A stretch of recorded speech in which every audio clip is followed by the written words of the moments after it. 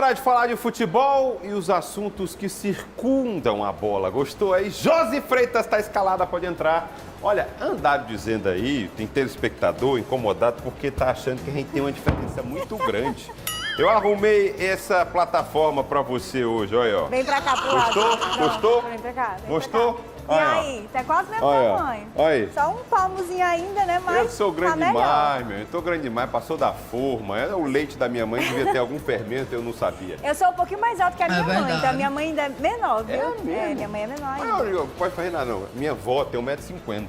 Tá vendo? Posso descer? Posso descer? Pode, ficar à vontade. Era só pra gente frescar mesmo. Deixa eu tirar o queijo, vou levar pra cá.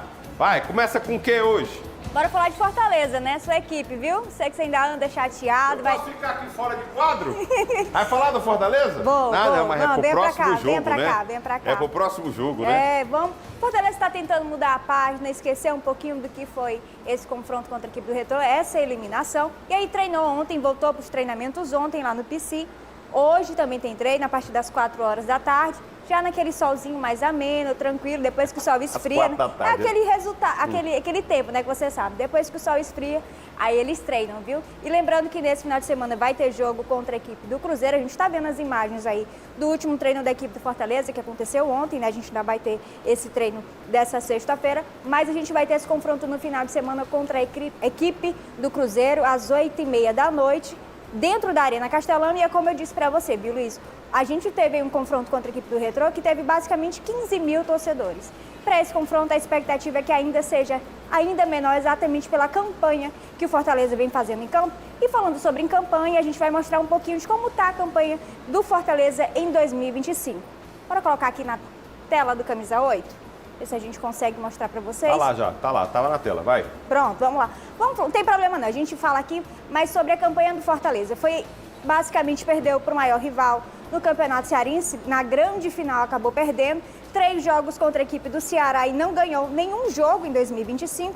A gente também, uma equipe que está na 14ª colocação da Série A, 2 vitórias apenas em 9 jogos, classificação ali em quarto na Copa do Nordeste, que a gente sabe que, querendo ou não, Ceará e Fortaleza na Copa do Nordeste, a gente brinca, né, que é a Lampions League sempre entra ali como um dos grandes favoritos e se classificou na 4ª colocação. Acho que é até bem difícil da gente prever isso. E eliminado na 3ª fase da Copa do Brasil, quase 4 milhões que deixou de receber. Vale lembrar que a temporada de 2025 é que a Fortaleza está investindo mais. Maior investimento de toda a sua história e a decepção. E outro, o Vojvoda também, a gente já está quase 5 anos, aliás, 5 anos de Vojvoda na equipe do Fortaleza, é o menor aproveitamento do técnico dentro da equipe tricolor, viu, Luiz? Tá decepcionando um pouco, né? Mas com certeza, com certeza. Agora, por falar em decepção, tem 2 jogadores do Fortaleza que devem ter ficado muito decepcionados ontem à tarde, Pelo né? menos triste, a situação tá ruim, só que agora deu um prejuízozinho a mais, né? Bota as imagens de novo aí pra gente ver. Agora é a hora da venenosa dentro do Camisa 8. Não. Eu só passo a informação. Aqui, ó. A Josi vai trazer as informações de uma batida envolvendo 2 jogadores do Fortaleza ontem na saída do PC. Quem são eles, Josi? Basicamente, o torcedor estava passando por lá e na hora viu esse engarrafamento, o que estava acontecendo.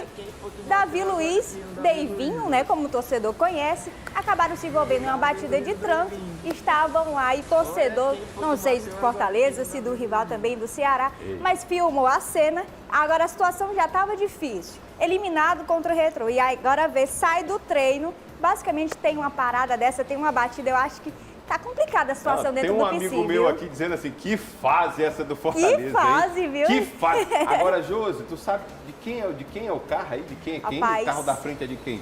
E o de trás é de quem? Tu sabe? Eu acho que o da frente é um pouquinho mais ousado. Pode ser que seja do Davi, eu não sei, né? Mas pode ser que seja do Davidson. No final das contas, os dois são bons carros, né? Dá para perceber aí os carros. Mas, no final das contas, acabou tendo esse prejuízo. Aqui os 2 jogadores que chegaram exatamente em 2025, foram 2 contratações gigantescas da equipe do Fortaleza e, basicamente, teve esse prejuízo aí, viu? Vamos falar agora de Copa do Brasil. Acabou para todos os times do estado do Ceará, é verdade? Exatamente. As 3 equipes, na verdade, que ainda estavam brigando pela Copa do Brasil foram eliminadas, tá? Exatamente nessa 3ª rodada. E aí, dessa vez, foi a vez do Ceará. Se na 4ª o Fortaleza foi eliminado, na quinta-feira foi a vez do Ceará. E a gente tem reportagem aí para falar um pouco sobre o que foi esse jogo lá no Allianz Parque, reportagem de Jean Brandão. O atacante Estevão não estava para brincadeira e no segundo tempo ele foi derrubado na área por Nicolas. O árbitro revisou o lance no VAR e marcou o pênalti. O próprio atacante bateu, o goleiro Fernando Miguel até defendeu, mas deu rebote nos pés da joia palmeirense que abriu o placar. 2 minutos depois, Lucas Evangelista lançou Estevão. O camisa 41 avançou, pedalou, invadiu a área e bateu com força para marcar o segundo do Palmeiras.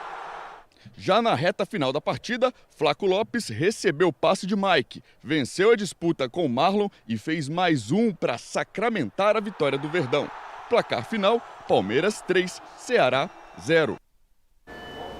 Mais uma vez aí, mais uma equipe cearense sendo eliminada, só que para o azar do Ceará, estava muito inspirada, era a noite do Estevão, que fez o primeiro gol ali no rebote da defesa do Fernando Miguel, faz o segundo gol logo depois, e aí o Flaco Lopes faz esse terceiro gol. Acho que no segundo gol do Palmeiras, que já foi bem perto ali do primeiro, acho que o Ceará já percebeu que não tinha mais solução, não tinha como mais reverter esse resultado aí, viu, Luiz? E o Maracanã? Olha, 3-0, acabou sendo eliminado também o Internacional. Na verdade, eles jogaram em Santa Catarina, mando do campo do Maracanã. O Maracanã vendeu esse mando de campo.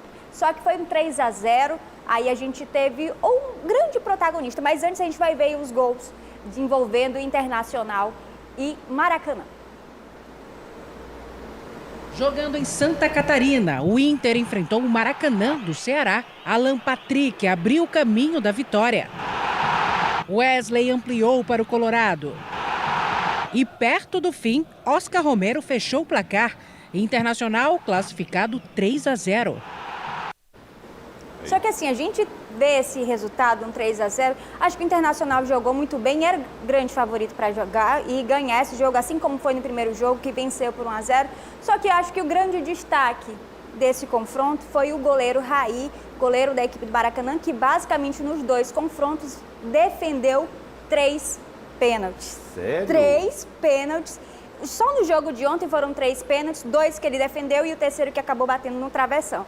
Então, assim, por mais que ele tenha levado 3 gols, ele foi o grande destaque da partida, só que teve algo a mais. Para você ter ideia, o Raí, o nome dele, para quem não sabe, é Raí Miller, também uma homenagem do pai, que joga futebol, é técnico de futebol, quis homenagear os jogadores do tempo dele, do São Tanto Paulo. Raí como Miller, né? Sim, exatamente. E aí, ele antes do jogo estava conversando com o filho, o seu Isialdo, conversou com o filho e disse: Raí, você vai defender um pênalti do Alan Patrick, que é o grande destaque da equipe do Internacional, em cavadinha. E aí, basicamente, a gente vai ver aí imagens de algumas das defesas dele, mas depois eu vou trazer para comprovar o áudio do pai falando que o filho ia defender esse pênalti. Aí, defesaça, né? Defesa. Quer dizer que o pai mandou mensagem pro filho dizendo: filho, eu tô pressentindo aqui que você vai defender. Profetizou. É isso? E aí agora a gente vai ouvir exatamente o áudio do pai do Raí falando sobre essa defesa que ele ia fazer no confronto. Ah, mas beleza. Mas eu tô com pressentimento. Presta atenção no que eu te dizer. É outro ponto do Internacional, contra o Internacional. Tu espera que eu digo o Alan Patrick vai bater um ponto e tu vai querer dar uma cavadinha, viu? Tu se liga aí. Não se liga que profetizou e deu certo, viu? Deu certo. Deu certo.